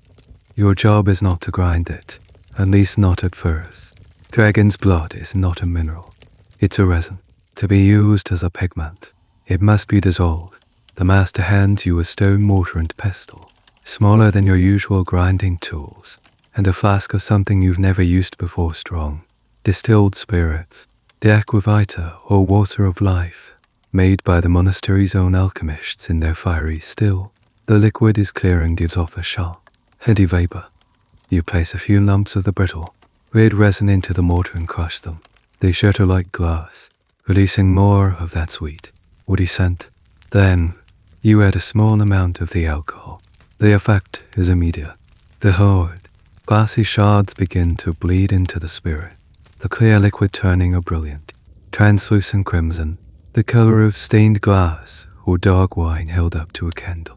You stir and crush the mixture until all the resin has dissolved, creating a thick, syrupy, blood minus red liquid. This is not a pigment in the way that ochre or azurite is. It has no body of its own. It's a glaze, a transparent layer of color. The master explains its use. An illuminator would paint a layer of a cheaper, more opaque red, like red lead or ochre. And then, once it was dry, he would paint a thin coat of this dragon's blood glaze over the top. This would give the flat reed an unparalleled depth, richness, and a glossy, jewel-like finish. It was a way of elevating a common color into something extraordinary. But this beauty, like that of the wildflower, is fleeting. It is a beautiful blush on the cheek of a saint, the master says, holding the jar of crimson liquid up to the light. But it is a blush that fades. The sun is its enemy. In 100 years, it will be but a pale ghost. This extreme light minus sensitivity is the tragic fall of most resin minus based colorants. Modern conservators often face pages where the areas painted with dragon's blood have faded to a pale, yellowish minus brown, a shadow of their former glory. The historical accounts of dragon's blood are often confused. The name was applied to several different red resins from different plants across the globe, leading to a nightmare for historians trying to identify the exact substance used in a particular manuscript. Was the dragon's blood in a 12th century English Bible the same as that in a 14th century Italian altarpiece? The subtle differences in their chemical makeup, and thus their permanence and color, are a constant source of scholarly investigation. You clean the mortar, the sweet, spicy scent of the resin clinging to your hands. You have touched something that has traveled farther than any person you have ever met. You have unlocked a color that is not born of the earth beneath you, but carried on the winds of trade and the tides of the sea. It connects your small, quiet workshop to a vast, unseen network of exchange, a web of commerce and culture that stretches all the way to a mythical sounding island where trees weep blood. The world suddenly feels much larger, and your palate infinitely more complex. The exotic, spicy scent of the dragon's blood has lingered in the workshop for days, a constant reminder of a world beyond the monastery walls. You have worked with the earth at your home, the poisons from the mountains, and the resins from distant, sun-scorched lands. You feel you have mastered the full spectrum of color, but there is one pigment, one color so revered, so sacred, that it has been spoken of only in whispers. It is the color of the Virgin Mary's robes, the color of heaven itself. It is a color more precious than gold. Today, you will meet it. The master approaches the iron-banded chest with an air of ceremony that surpasses even the handling of the azurite. He unlocks the outer chest, then the inner box, and from beneath the space where the azurite once lay, he lifts a small, heavy, leather pouch tied with a complex knot. He places it on the workbench with a soft thud. There is no grand pronouncement. The silence itself is a mark of respect. He slowly unties the knot and pours the contents onto a clean, polished slab of dark slate, not the usual granite. What spills out is not a single, magnificent rock, but a handful of small, blue-gray stones, riddled with veins of glittering, golden pyrite. They look like pieces of a starry night sky. This is Lapis Lazuli, a stone mined from only one place in the entire world, at this time the forbidding mountains of Bodakon, in what is now modern-day Afghanistan. The journey of these small stones to your workshop is a saga of human effort, a perilous trek across deserts and mountains, through bandit country and foreign kingdoms, a journey that has made them worth, quite literally, their weight in gold. This is not a rock, the master says, his voice a near whisper. This is a prayer. We do not grind it. We liberate the blue that sleeps within. The process is long, arduous, and feels more like a complex kitchen recipe than a pigment preparation. The first step is to heat the stones in the fire until they are glowing hot. Then plunge them into cold water. The thermal shock fractures the rock, making it easier to break down. You then crush the shattered pieces with a hammer. And then, finally, on the straight slab with the muller, you grind. You grind for hours, then for days. The goal is to reduce the rock to a powder so fine it feels like silk between your fingers. The resulting dust is a dull, uninspiring grayish-blue, the color of a pigeon's feather. The vibrant blue is still locked away, imprisoned by the other minerals in the stone, the calcite, the pyrite. You look at the disappointing grey powder, and then at the immense effort it took to create, and feel a sense of despair. Now the true alchemy begins. The master brings out a lump of a warm, pliable substance that smells faintly of beeswax and pine. It's a carefully prepared dough, a mixture of pine resin, mastic, and beeswax. This is the pastel dough. He works the grey powder into this sticky dough, kneading it again and again, until the dough is a uniform, putty minus light grey. It's a messy, sticky, physically demanding job. This doughy mass is then wrapped in a linen cloth and submerged in a large wooden tub filled with lye water, the same caustic liquid used to precipitate the Woad dye. And then, for the next 3 days, your job is to knead this lump of dough while it's underwater, against the side of the tub. It's bizarre, repetitive work. Your arms ache. The lye water makes your skin raw. But on the second day, you see the miracle.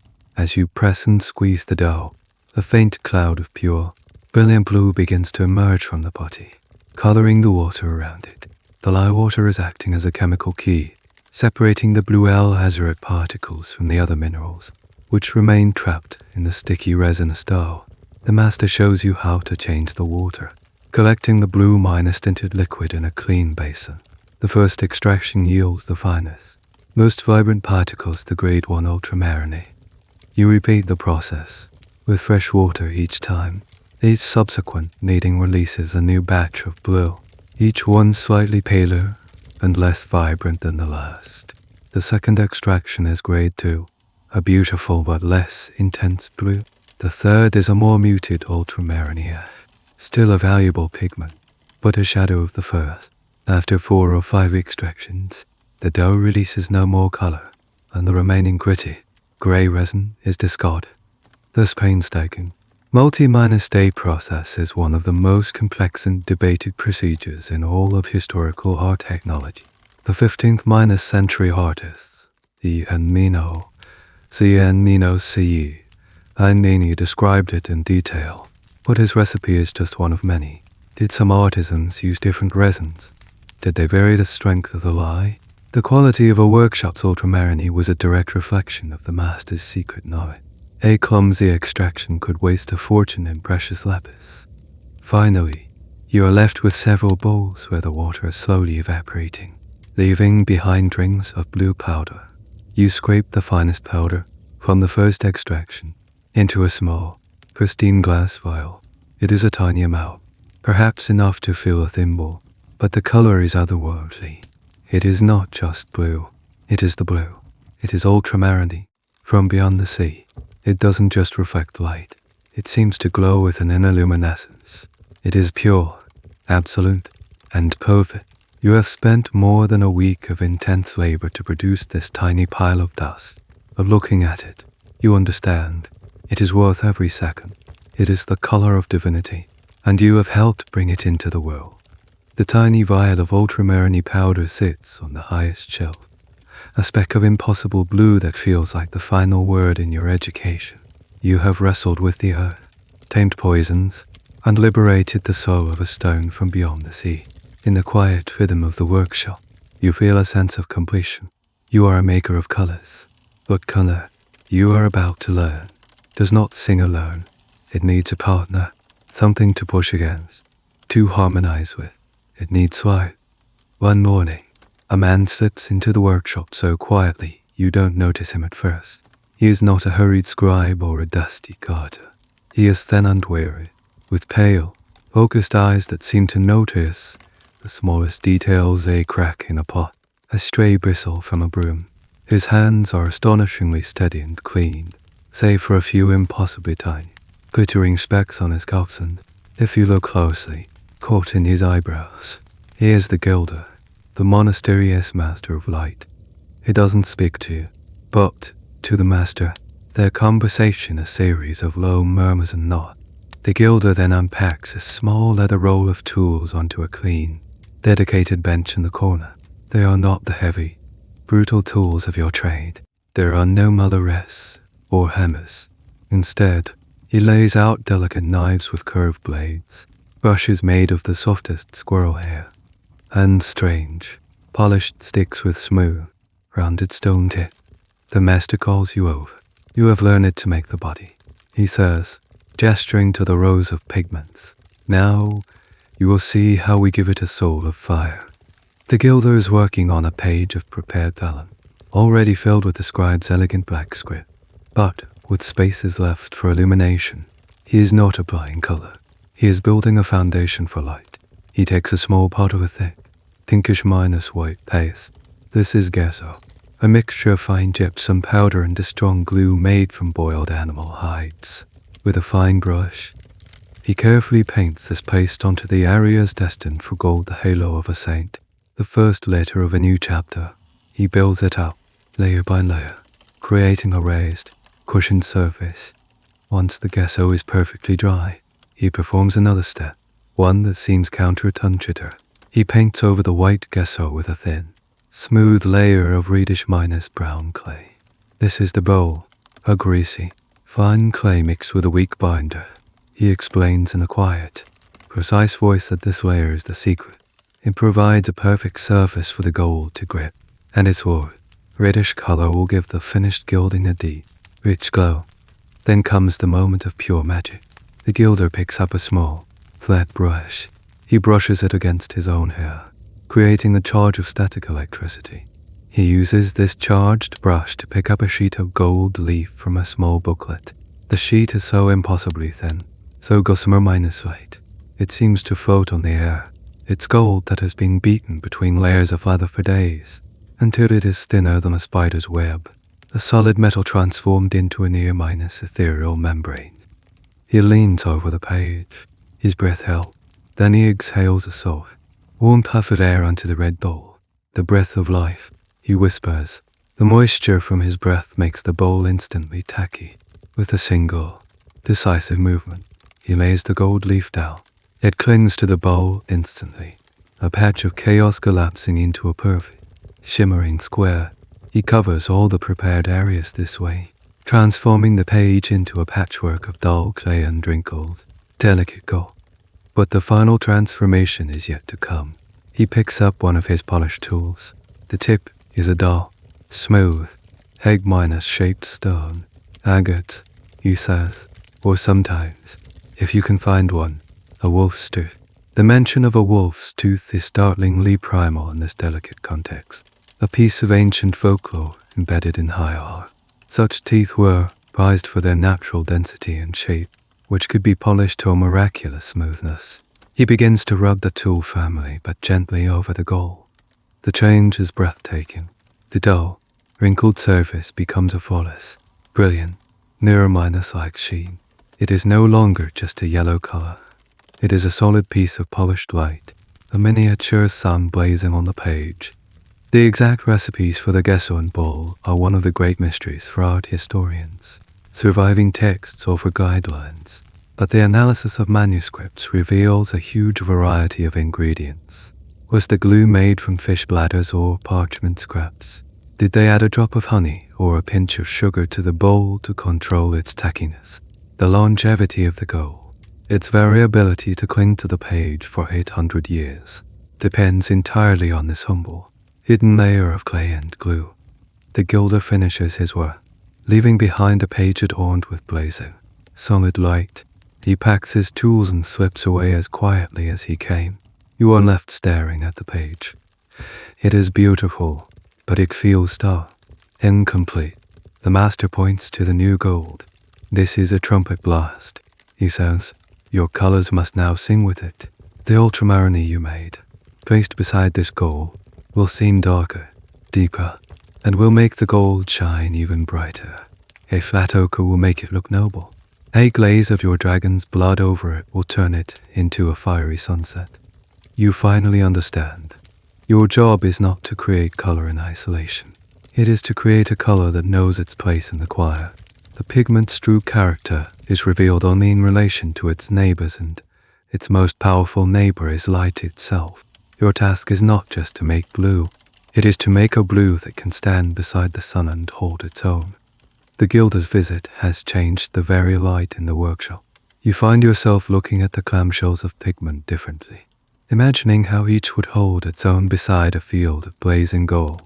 The ultramarine seems deeper, the ochre humbler, the poisonous orpiment more audacious. You feel a quiet confidence growing in you, the steady assurance of a craftsman who understands not just his materials, but their purpose. You have learned the rhythms of the work, the secrets of the stones, and the patience required to coax beauty from the unlike levets of sources. You no longer feel like an apprentice. You feel like a part of the workshop's soul. And then, one morning, everything changes. The master arrives, but he is not alone. Trailing behind him, hesitant and wide-eyed, is a boy. He can't be more than 12, with a thin frame, a smattering of freckles across his nose, and hands that are impossibly, frustratingly clean. He looks at you, then at the dusty sex, the stained workbench, the imposing grinding slab, and finally at the master. His expression, a cocktail of terror and awe. You see yourself. It's like looking at a ghost from your own past, a phantom of the boy who first pushed open this door, bewildered by the strange smells and the profound silence.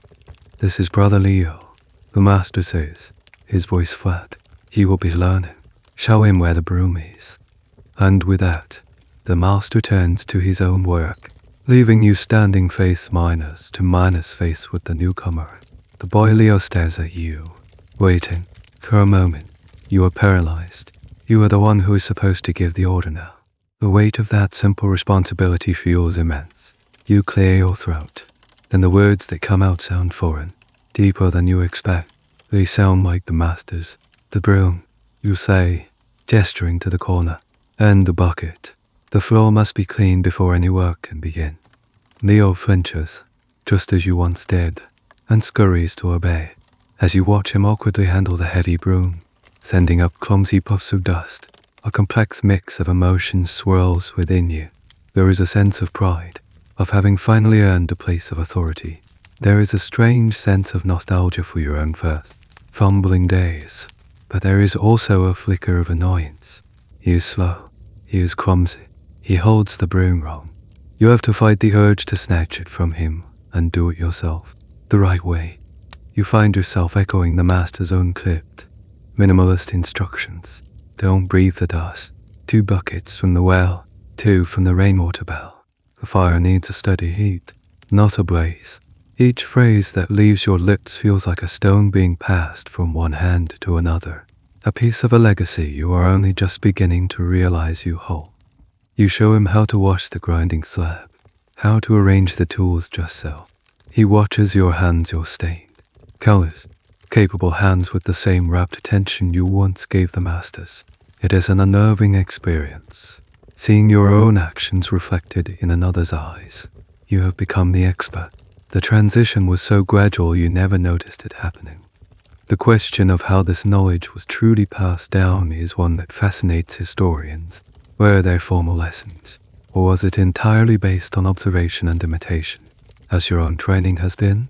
Some medieval guild records suggest structured apprenticeships with defined terms and duties, while monastic life implies a more organic, less contractual form of education. The truth likely lies somewhere in between. Your relationship with Leo is not that of a teacher to a student in a formal school. It is the relationship of a journeyman to an apprentice, a slow, silent transfer of practical wisdom. One afternoon, you are tasked with showing Leo how to grind his first pigment simple, forgiving white chalk. He lifts the heavy muller, his thin arms trembling with the effort.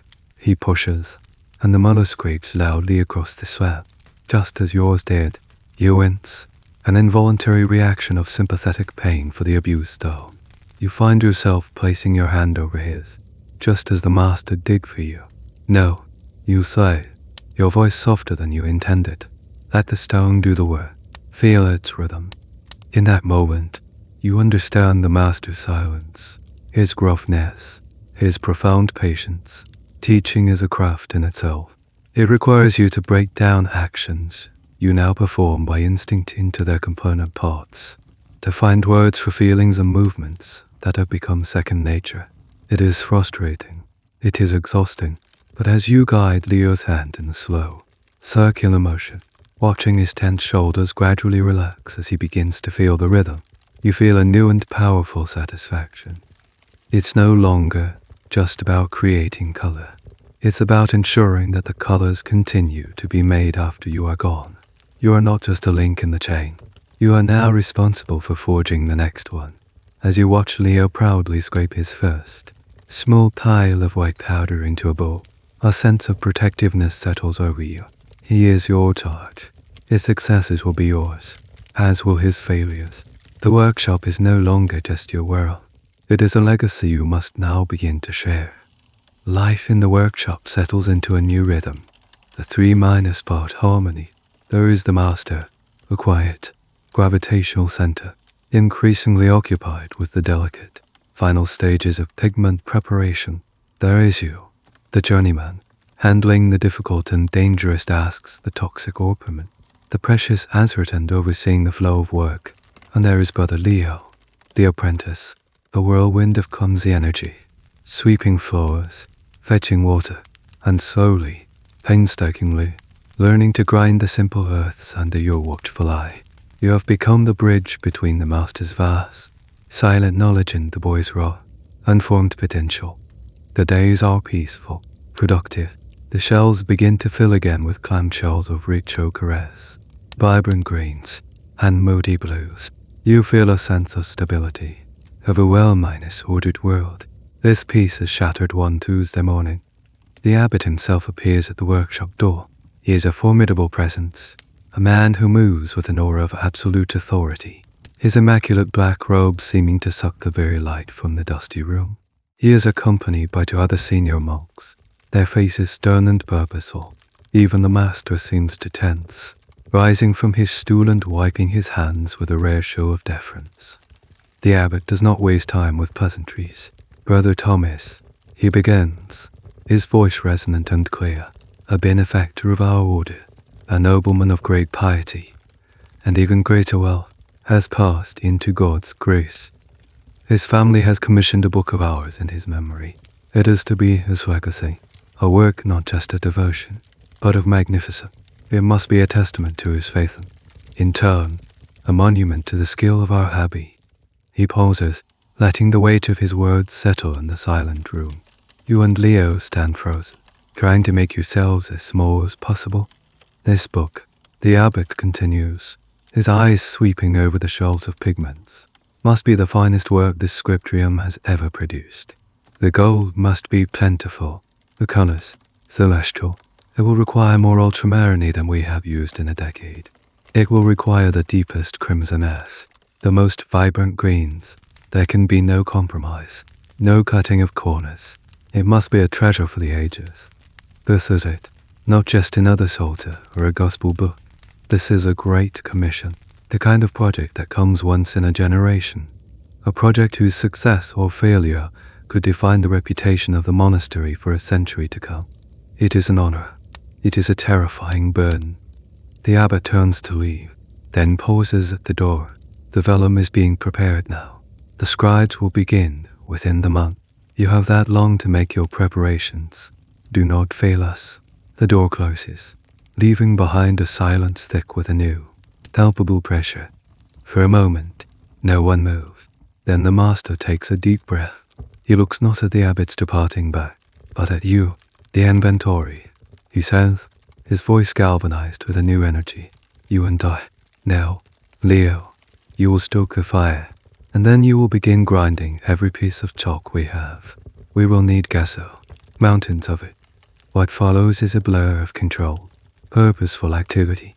You and the master go through your entire stock, assessing every pigment. You open the locked chest, and for the first time, You are allowed to handle the pouch of Lapis Lazuli yourself. You weigh it in your hand, its precious density feeling heavier than ever. It will not be enough, the master declares. He immediately begins drafting a letter, a request for a new shipment from the Italian merchants who control the trade, a letter that will begin a long and uncertain journey of its own. You are tasked with assessing the other minerals. How much malachite is there? Is the azurite deep enough in color for such a prestigious project? The academic debate over workshop efficiency comes into sharp focus. Did a medieval workshop operate on a just minus and minus time basis, creating pigments as needed? Or did they stockpile materials for just such an occasion? The answer, you realize, is both. You have a healthy stock of common earths, but the rare, imported treasures are always in short supply. This great commission will push your resources and your skills to their absolute limit. You feel a thrill of fear and excitement. Every task you have learned, every lesson in patience and precision, has been leading to this. This is your test. The order is not just for colors. It is for the best colors. The perfect blue, the most stable green, the most luminous yellow. The pressure to get it right is immense. A single bad batch, a poorly washed pigment that fades, or a toxic color that eats through its neighbor could mar the entire magnificent volume. A flaw that would be noticed and judged for centuries. As the day ends, the workshop is transformed. It is no longer a quiet space of learning and practice. It is a center of production, humming with a new, urgent purpose. Leo is furiously pounding chalk into dust, his face white with the effort.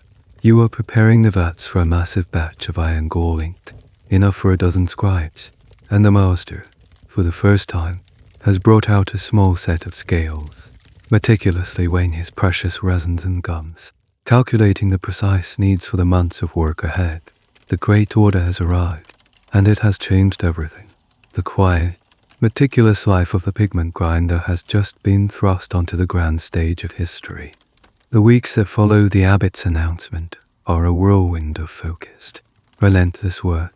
The quiet, contemplative rhythm of the workshop is gone, replaced by the constant, driving beat of production. Every sunrise brings with it a new list of urgent tasks. Every sunset a reassessment of what has been accomplished. The Great Commission looms over you, a mountain you must somehow quarry, grind, and transform into a river of color. You have become the master's right hand, a true foreman of the workshop, while he dedicates his unparalleled skill to the most critical and delicate tasks. The painstaking extraction of the new batch of ultramarine that has finally arrived. Its journey a small miracle in itself. You manage everything else. You direct Leo, whose initial clumsiness is slowly being hammered into competence through sheer repetition. You oversee the brewing of vast quantities of ink, the roasting of ochre to achieve the perfect, deep red, and the constant, crucial maintenance of the fires. Your hands are no longer just stained. They are a living palette. One day, they are coated in the brilliant, toxic dust of orpiment as you prepare the false gold needed for less critical decorative elements. The next, they are a deep, earthy brown from preparing the umbers needed for shading. You work with a speed and confidence that would have been unimaginable to you just a year ago. You no longer need to measure by sight. You can feel when a pigment is ground finely enough by the subtle vibration of the muller against the slab. You know by the smell when a batch of binder is ready, by the color of the smoke when the fire is at the perfect heat. One afternoon, you are given the most sacred trust. The master has finished the first, finest extraction of the new ultramarine. The vial of celestial blue sits on the slate slab, a tiny beacon of perfection. Beside it, he has placed a small, clean clamshell and a tiny mound of powdered gum araby. He looks at you. Prepare it for the illuminator, he says, the main fraud to speak. The virgin's row. Your heart hammers in your chest. This is not just mixing a pigment. This is the final, crucial step. To fail now would be to waste a fortune and ruin the centerpiece of the entire book. All your training, all your knowledge, converges on this single, terrifying moment. You take a deep breath, steadying your hands. You remember the lessons. The binder must be perfect. Too much, and the color will be glossy and dull, prone to cracking. Too little, and it will be tacky, rubbing off the page with the slightest touch. This balance is the final, secret art of the pigment maker. Scholars call it the pigment minus to minus binder ratio, a technical term for what is, in this moment, an act of pure, intuitive chemistry. The exact proportions were never written down, a piece of tactile knowledge passed from master to apprentice. It was the workshop's greatest secret. With the tip of a clean horn spatula, you portion a small amount of the ultramarine powder into the clamshell.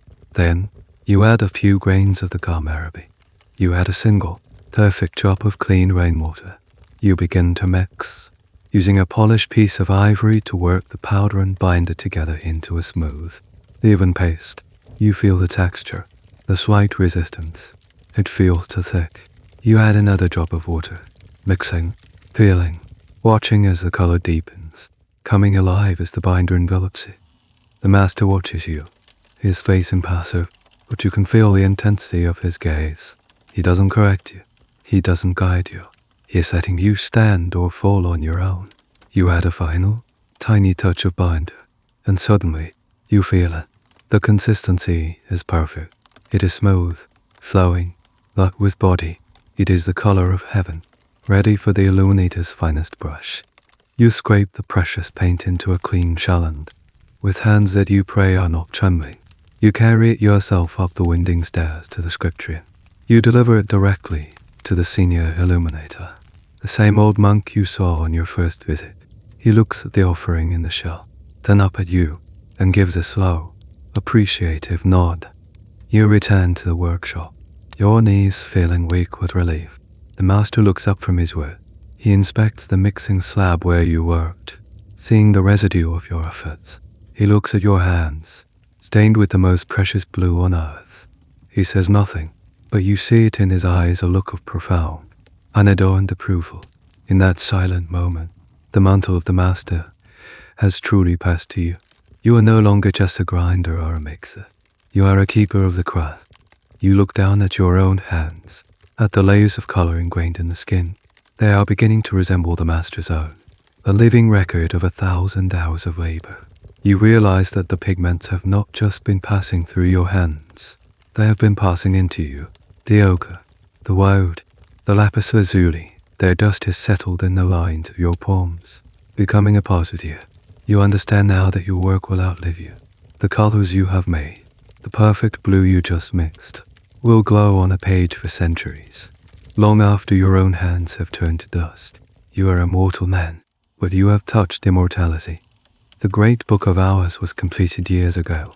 It rests now in a velvet minus-lined box in the Abbey's treasury, a masterpiece spoken of in harsh, reverent tones. Brother Leo is no longer a boy. He is a capable journeyman with his own set of stained, knowing hands, and he left for the evening prayers an hour ago. The master, your master, has been at rest in the monastery's quiet cemetery for 3 winters now, and you are alone. You are the master now. The workshop is yours. It is a place of profound, echoing silence in the twilight. The air tastes the same of dust, of light, of sweet honey in the faint, sharp memory of minerals. A single beam of dusty light cuts through the gloom from the high window, just as it did on your very first day. But you are no longer the boy standing frozen on the threshold. You are the figure in the center of the room, the one who belongs. The motes of dust that dance in the light are the ghosts of your own labors. You pick up a stray page of vellum from the great commission that was never bound, a practice sheet the illuminator had discarded. Even on this rejected page, the colors blaze, a sliver of a saint's robe, rendered in the ultramarine you so painstakingly liberated, holds the depth of a midnight sky.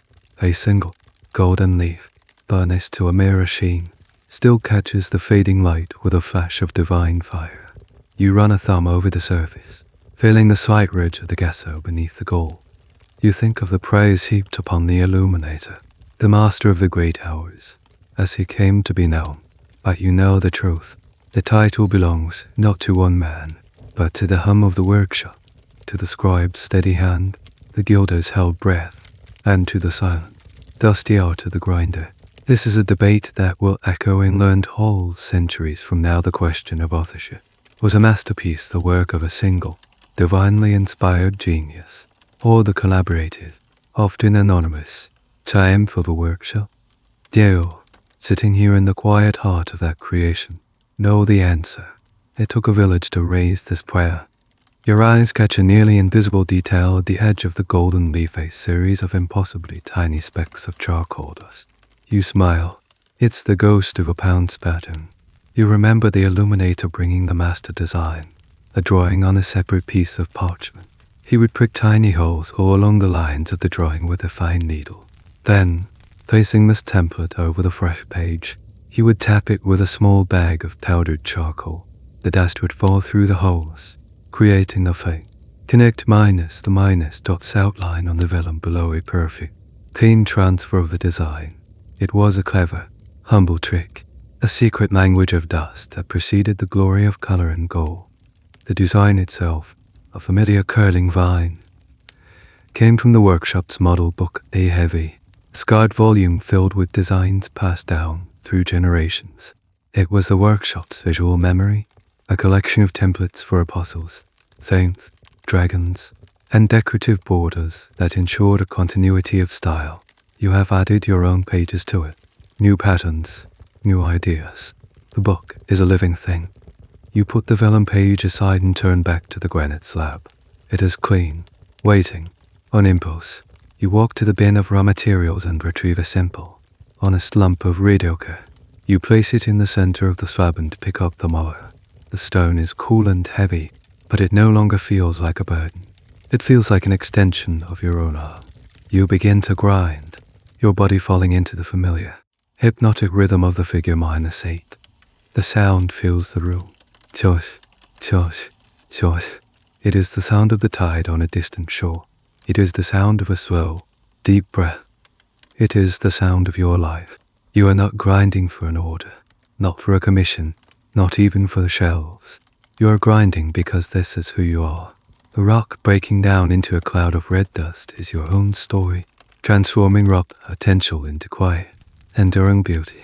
The echo of the muller is the only sound in the fading light, a steady, peaceful pulse in the heart of the silent workshop.